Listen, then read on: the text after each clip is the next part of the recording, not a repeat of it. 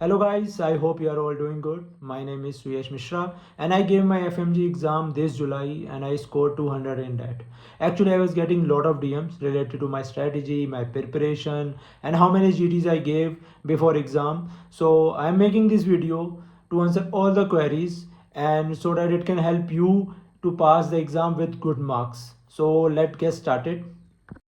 I highly recommend you to build your concept in the beginning of the preparation, क्योंकि अगर आपने starting में अपने कंसेप्ट बना लिए तो it will help you in the last phase of the preparation, क्योंकि लास्ट फेज में आप एम करोगे ऑलमोस्ट लाइक डेली बेसिस पे, उसे में आप कंसेप्ट नहीं बना सकते। अगर आपने स्टार्टिंग बना लिए तो आपके एम भी करेक्ट होते जाएंगे, ठीक है, क्योंकि मोस्टली क्वेश्चंस आपको कंसेप्चुअली जब ठीक कर लोगे तो आपको इतना एनजाइटी फील नहीं होगा कि हाँ मुझे आते हैं कंसेप्ट, ठीक है, कोई डर नहीं लगेगा, ठीक है। दूसरी चीज़ जो हाईली मतलब आपको इम्पोर्टेंस देनी चाहिए वो है जीटी की, ठीक है। मैंने अपने टाइम पे 9 से 10 जीटी दिए थे, ठीक है, पर मेरी गलती ये थी कि मैंने स्टार्टिंग में एक दो जीटी को ढंग से रिव्यू नहीं किया। लाइक पहला जीटी तो मैंने स्कोर कम आया था तो मैंने पहला जीटी रिव्यू ही नहीं किया। तो मैं आपको बोल रहा हूँ कि अगर आप जीटी दे रहे हो 7 से 8 जीटी तो दो यार, कम से कम, ठीक है। ज़्यादा दोगे तो it will be good for you only.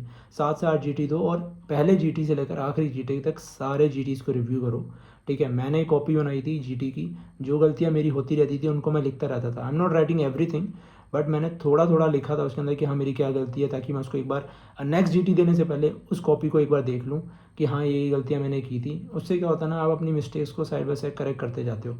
और तीसरी चीज़ जो है कि पी वाई क्यूज़, हम लाइक सब लोग बोलते हैं कि पी वाई क्यूज़ करो, तो पी वाई क्यूज़ को आप करो ऐसे कि उनको पी वाई टीज़ की फॉर्म में लो। जैसे अब अगर आप इधर उधर देखोगे टेलीग्राम पे कि यार ये पी वाई टी की पी डी एफ है, ये है वो है, तो इट विल वेरी। उससे बढ़िया आप ये करो कि आप पी वाई क्यूज़ करते जाओ, उनमें ये देखते जाओ क्या टॉपिक पूछे जा रहे हैं, ठीक है। आप एक बार करोगे ना तो आपको खुद ही पता चल जाएगा कि एफ एम जी में पूछा क्या जा रहा है। एफ एम जी के तो करने करने हैं, नीट पी जी के भी करने हैं, आई एन एस सेट के it's depend upon your time कि कितना टाइम उसमें आपकी प्रिपरेशन बचा है, कितना नहीं बचा, उस बेसिस पे आप कर रहे हैं ना आई एन एस सेट के, ठीक है। It's not highly recommended from my side कि आई एन एस सेट पे जोड़ दो, पर नीट पी जी और एफ एम जी का कर लेना, क्योंकि इनके एन बी एक ही है तो ऑलमोस्ट ऑलमोस्ट आता है। नेक्स्ट जो चीज़ है जो स्टूडेंट्स मोस्टली फेस करते हैं बिटवीन द प्रिपरेशन, कि हम भूल रहे हैं।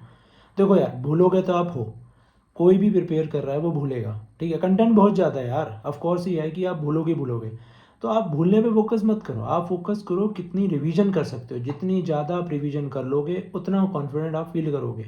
मैं खुद की बताऊँ तो मैं 4 रिवीजन करके गया था एग्ज़ाम से पहले, और उसने कहीं ना कहीं कॉन्फिडेंस दिया था। कम से कम 3-4 रिवीजन, एटलीस्ट 3 तो करके ही जाओ एग्ज़ाम से पहले, ठीक है। और सबसे बड़ी बात, अपने नोट्स मत बदलना, जो बिगिनिंग से रखे हैं वही एंड तक रखना। नोट्स अगर आप बदलोगे तो आप कभी रिवीजन भी अच्छे से नहीं कर पाओगे, कॉन्फिडेंस भी नहीं आएगा। Trust your source, trust your teachers, ठीक है, और ट्रस्ट योर प्रिपरेशन। बहुत ज़रूरी है अपने आप पे भरोसा रखना, अपने टीचर पे भरोसा रखना। एंड बदलना है आप बिगिनिंग में बदल लो, but stick to one source. Notes अगर सेम रहेंगे तो यू विल फील कि हाँ आपको रिटेंशन हो रहा है, ठीक है। नेक्स्ट थिंग जो आपको फोकस करना है from the beginning of the preparation वो है M C Q practice. Starting में एम सी क्यू प्रैक्टिस के जो नंबर हैं वो आप कम रख सकते हो, इट्स ओके, 30-40 फिर भी आप करो, और ग्रेजुअली आप इस नंबर को बढ़ाओ, क्योंकि स्टार्टिंग से आप धीरे धीरे अगर एम सी क्यू प्रैक्टिस को रखोगे तो वो मोमेंटम बना रहेगा, ठीक है। क्योंकि लास्ट फेज ऑफ प्रिपरेशन में आपके स्टडी आवर्स भी बढ़ जाएंगे, आपकी रिवीजन भी आपको करनी है, और थोड़ा सा डर भी लगता है एग्ज़ाम से पहले। तो इतना सब कुछ आप लास्ट में हेक्टिक ना रखें, तो उसके लिए आप स्टार्टिंग से अगर मोमेंटम बनाए रखोगे तो आपके लिए ईजी रहेंगी चीज़ें, ठीक है। आप जी टीज़ देते रहो time to timely, M C Q practice करते रहो, धीरे धीरे प्रिपरेशन करते रहो, मैनेज करते रहो। और एक चीज़ और कि आप अपनी प्रिपरेशन को किसी से कंपेयर मत करो, ठीक है। आपका दोस्त क्या कर रहा है, आपका दोस्त कौन सी पीडीएफ से पढ़ रहा है, कौन से सोर्स से पढ़ रहा है, डोंट कंपेयर, क्योंकि कुछ फ़र्क नहीं पड़ेगा। वो कुछ भी कर रहा है, आप अपनी प्रिपरेशन को कंफ्यूज मत करो। आपने जो किया है ना, आपने जो चूज़ किया है वो सब सही है। आप अपने आप पे भरोसा रखो, अपने सोर्स पे रखो।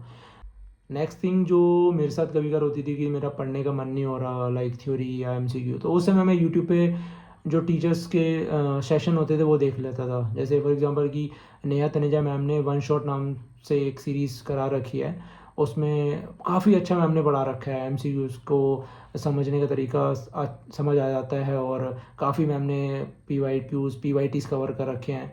तो they were quite helpful for me in my exam also. और रोहन सर ने काफ़ी सर्जरी के क्वेश्चन करा रखे हैं FMGs के, डॉक्टर ट्यूटोरियल के राजीव धवन सर ने भी करा रखा है काफ़ी। तो आप कर सकते हो, जब आपका पढ़ने का मन ना हो या आपको कुछ नया करने का मन नहीं हो रहा, तो आप ये सब भी देख सकते हो, दे आर क्वाइट हेल्पफुल।